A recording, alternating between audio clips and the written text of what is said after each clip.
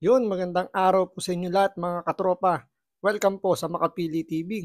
Mukhang sasabit po yung mga pumirma doon sa BICAM report o yung mga nagmekos-mekos, yung mga nag-fill in doon sa mga blankong item doon sa BICAM report.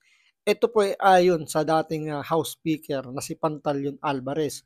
So ito may karapatan po itong magsalita. At the same time, hindi po ito kapanalig ng mga Duterte dahil ito pinatalsik nung siya ay House Speaker.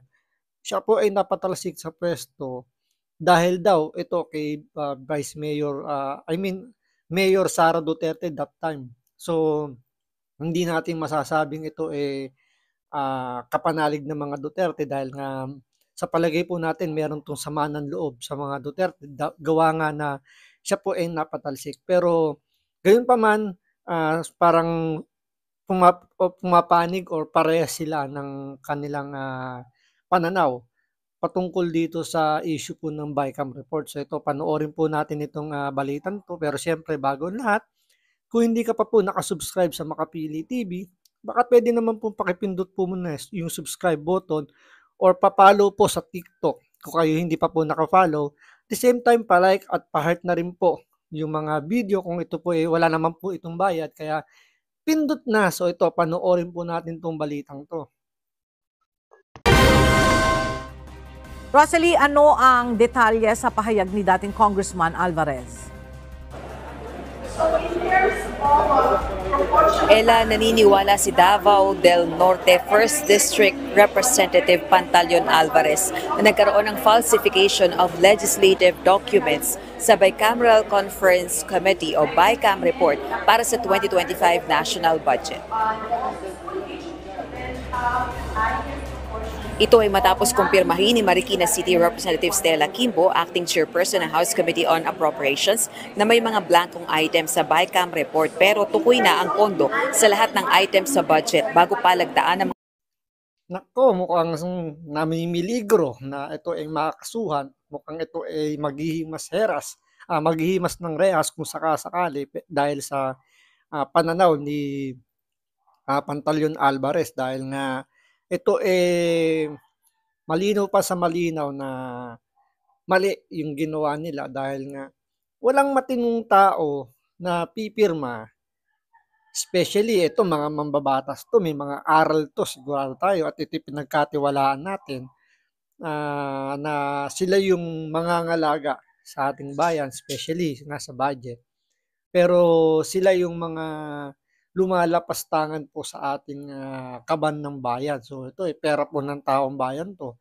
Pero pinagsasamantalahan po ng mga ganid po sa pera ng mga mambabatas. Ngayon, nadulas na po rito si Stella Kimbo or mukhang mali yata yung kanilang mga naging pasya na aminin na ito may blankong item nga po sa BICAM. Pero wala naman silang magagawa kasi nga kumbaga no choice, kailangan nilang panindigan na may mga blanco gawa nga na may nilabas na mga papeles, dokumento sila Pangulong Duterte at si Congressman Ungab na talagang magpapakita na ito ay may mga blankong items. 'Di ba? Ngayon naglabas pa nga si Congressman Ungab na ito ay in-email sa kanila ng House of Representatives. So imposibleng hindi ito alam ni Speaker Romualdez at ni Saldico. So wala na silang lusot dito kaya no choice dito si Stella Kimbo na aminin. Pero ang palusot niya alam naman na daw ng mga mambabatas na may mga amount na yung kumbaga amount na-inform na sila na ito isisingit na lang pero mali pa rin 'di ba? Kasi bakit nyo kailangan isingit yung ganong amount, hindi nyo lang isinulat doon. So merong na kagad doon, meron ng pwede ka nang magduda. Siyempre pwede mo itong lakihan, imposible naman na liitan. Pero lalakihan mo yung budget para siyempre nga naman papaano pwede ka makakurot kahit konti dahil nalalapit nga yung eleksyon para hindi ka na masyadong gumastos ng malaki. So kukurot ka na lang dun po sa budget. Kaya nga nakakatakot dito Alam nyo kung bakit? Kasi dahil sa napuna, yung DPWH, yun yung pinagbigyan ng malaking pondo para lang hindi masita. yung budget ng DepEd, siningitan nila ng mga tawag dito, ng ibang departamento para lang lumaki yung budget. So pati yung, 'di ba, alam naman natin ng DepEd para sa education, 'di ba?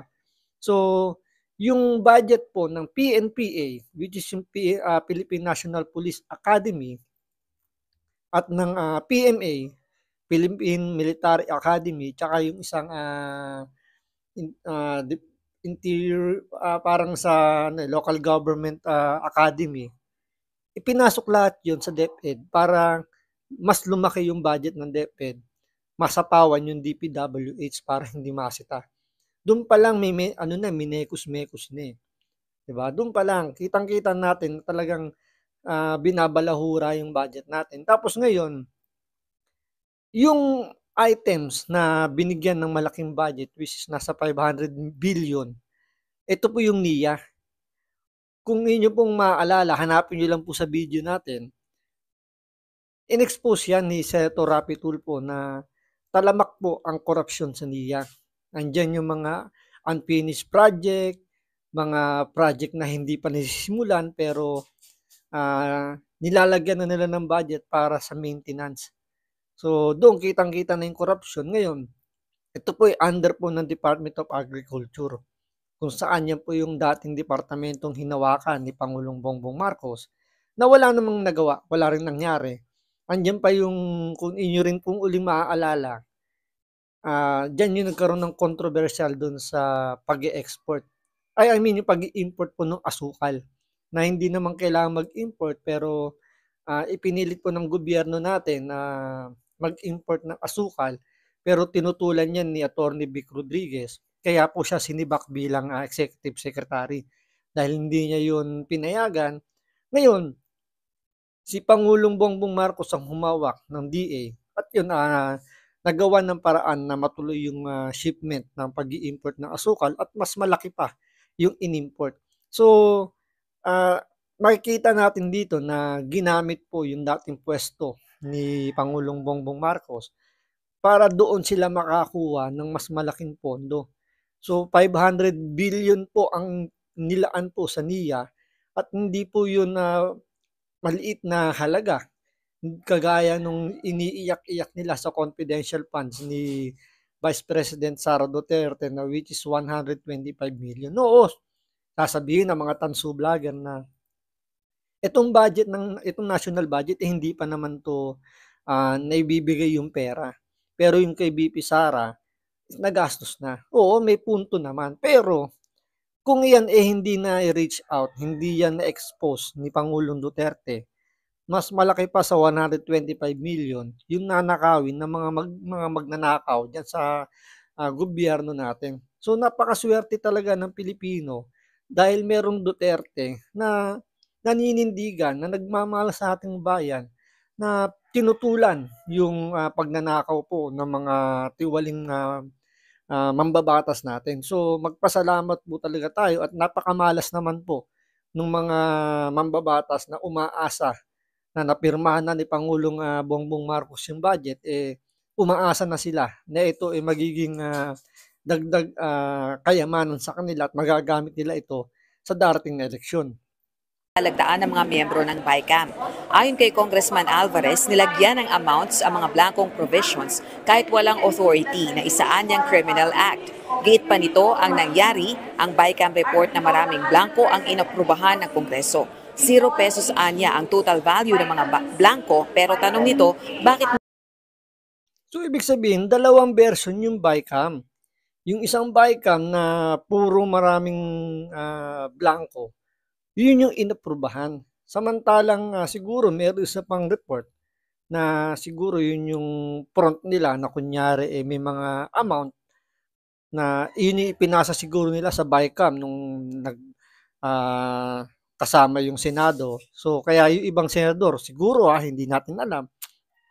Kaya yung ibang senador sinasabi, wala silang nakitang blanco dahil dalawa pala yung version ng BICAM. So posible na yung itong mababang kapulungan, which is yung House of Representative, niloloko yung Senado na ang ipinasa nila sa BICAM ay yung walang blanko, samantalang yung ipinasa nila doon sa GAA para ito i-fill in, may maraming blanko na nangyari. So, maliwanag pa sa maliwanag sa kumbaga napakaliwanag pa sa sikat ng araw na talagang ginagahasa po ng todo ngayon ng mga tiwaling mambabatas natin, yung mga ganid sa pera, yung ating national budget na hindi na nila iniisip na malaking portion dyan inutang lang po ng gobyerno natin para matustusan po yung mga pangangailangan dapat ng ating mga mamamayan,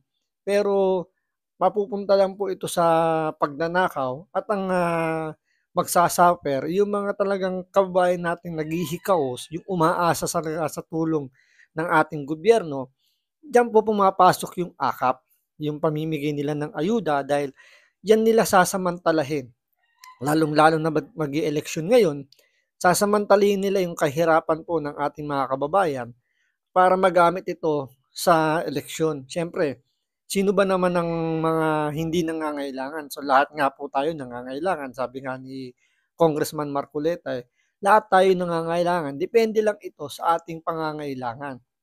Nagit nyo ba? Parang, di ba, kahit sabihin mo namang mayaman ka, ikaw nangangailangan pa rin ng additional na pera dahil nga depende sa pangangailangan mo eh. So, ganyan yung nangyayari ngayon. Sinasamantala ngayon yung mga pangangailangan ng mga, sabihin natin, mga kababayan natin mas mahihirap pa sa atin na less fortunate, kumbaga. Dahil sila ay mga botante, gagamitin ngayon yung pamimigay ng ayuda para makakuha sila ng boto. Kaya nga, ang hiling po natin sa mga kababayan natin na makakapanood po nito, sana po ikalat din po ninyo na sabihin yung ating mga kakilala na kapag kayo ibinigyan ng ayuda, iboto nyo pa, kunin nyo pa rin yung pera. Dahil siyempre pera po ng taong bayan yan. Pero iboto po ninyo yung nararapat, yung talagang sa pananaw ninyo ay makakatulong po sa ating bayan. Huwag na yung politikong nagbibigay ng ayuda at parang sinasabi nila pera nila yun. Kung hindi sa effort nila hindi matutuloy pagbibigay ng ayuda na yun. So, yun po yung mga klase ng politiko na hindi dapat natin iboto dahil pansarili lang po yung kanilang inuuna. Bakit mayroon ng laman sa 2025 General Appropriations Act o GAA at ang laman na ito hindi anya iprenesenta sa plenary para ma-ratify. Giit pa nito sa plenaryo ng Kongreso dapat at hindi pwedeng maging ministerial sa individual o grupo ng congressmen ang pagdadagdag o bawas sa laman ng BICAM report na ipapasok sa GAA. Ganito rin ang pahayag ni Kabataan Party List Representative Raul Manuel. Tanong nito kung meron na palang amounts, bakit blank pa ang nilagay sa BICAM report at hindi yung exact amounts na pamalit sa deleted amounts. Nilabag din umano ng BICAM ang sariling omnibus motion nito at hindi maituturing na typographical, grammatical o printing error ang blank items sa BICAM report. Balik sa iyo, Ella. Dito, kapapano may silbi itong si Manuelita. Kasi ang nagiging palusot nga dito ni Stella Kimbo na saka ni Chis Escudero ay yung waiter po ng Senado na ano daw yun, typographical error lang daw yung pagkakablangko. Sino kaya maniniwala sa mga kumag na yun? Paano magiging typographical error kung wala namang nakasulat? Ang typographical error, kung nagkamali ka nang naisulat mo at kailangan mo itong baguhin at itama. So, hindi mo pwedeng sabihin typo lang yon dahil wala kang naisulat. So, parang ganito yung pinakasimpleng paliwanag niyan. Real talk. Nung tayo di ba, nung mga nag-aaral pa nung high school, andyan yung diskarte ng ibang mga estudyante na nagpapalitan ng papel, di ba? Pag seatmate mo yung tropa mo, tapos sinabi ng teacher nyo na exchange paper. So, ang ginagawa, hindi sinasagutan yung mga number, tapos pag-exchange, yung katropa mong mag-check ng papel mo, sila na yung nagsusulat ng tamang sagot para pagdating do sa pagpasa sa teacher, perfect yung sagot. So, 'di ba? Paano sasabihin ng teacher na pag nahuli I mean, paano sasabihin ng estudyante na typographical error kaya sinusulatan ng kaklase niya yung tropa niya, yung mga walang sagot na number.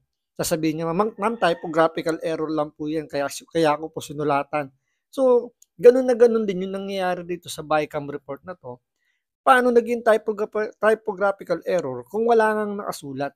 At the same time, sinasabi rin ni Kimbo, yung congresswoman ng Marikina, shoutout sa inyo, yung inyong congresswoman, medyo nagkakalat po. Sinasabi niya na tukoy naman daw yung mga amount dun sa mga blankong item. Pero ang punto nga rito ni Manuelita, kung tukoy na pala, bakit hindi isinulat dun sa mga blanko? So, may purpose kung bakit binlanko yun. Parang tama rin yung sinabi ni Pangulong Duterte na parang ang nag-issue ng cheque na blanko, na bahala na yung i-issuean mo ng cheque kung magkano yung kanyang i-withdraw. So, walang control. Kaya nga yung mga magnanakaw sa gobyerno, tuwan-tuwa nung pinirmahan na ni Pangulong Bongbong Marcos dahil malinaw pa sa sikat ng araw, sila ay magkakamal na ng malaking pera at magagamit na nila ngayong darating na eleksyon. So, gaya lagi po na sinasabi sa inyo, bumoto po tayo ng tama. Kung gusto natin ng pagbabago, bumoto tayo ng bago. So, maraming salamat sa panonood. Ingat po kayo lagi. God bless.